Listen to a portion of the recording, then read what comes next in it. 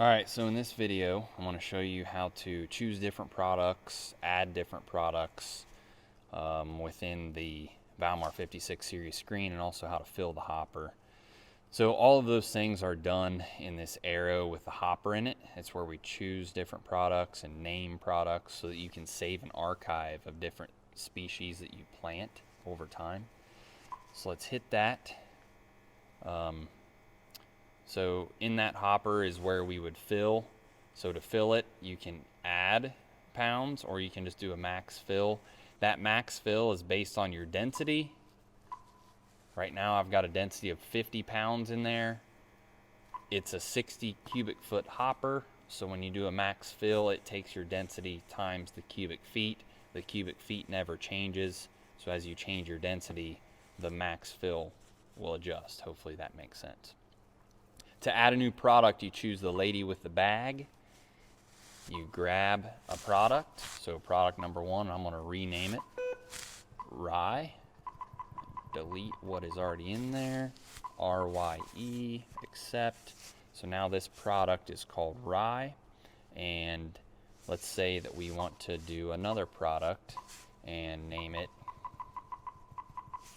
Wheat.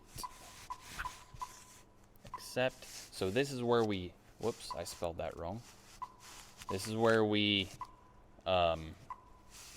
choose our products and rename them, but the settings for these products is not done in here. Wheat. There, I spelled it right. Okay, so I have got wheat chosen, and so here's where we actually choose what product we're using. So in the lady with the bag, you just go through and name all of your products that you're using. You don't actually choose them in here. To choose what product you're using, you go into here. I want to choose Rye, and to change my settings for that product, I go to the gear, and right here is my setting for my wheat. I'm seeding some fall wheat. My density is going to be 49.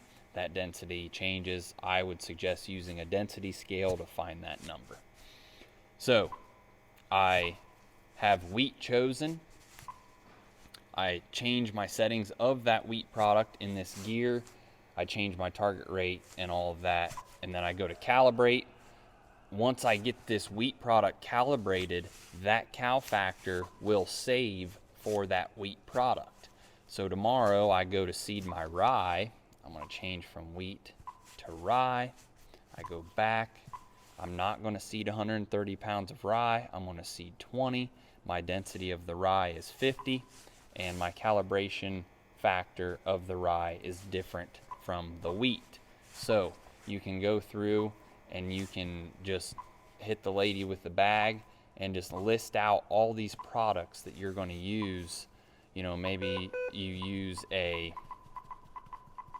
mix number 1, accept. So now tomorrow I'm going to get this set up in the afternoon. I'm going to run mix number 1, and I want to run a target rate of 55. My density of this mix number 1, it's pretty fluffy, it's only 38, and my calibration factor for mix number 1 is 0.0392.